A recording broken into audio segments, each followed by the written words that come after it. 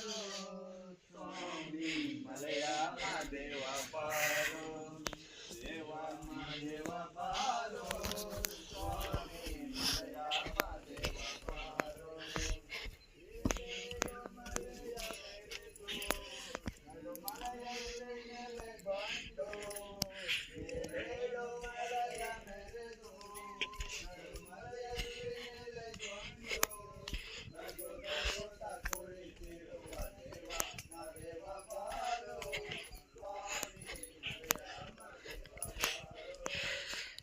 ಇಂದಿನ ನಾಗಮಲ್ಲ ದರ್ಶನ.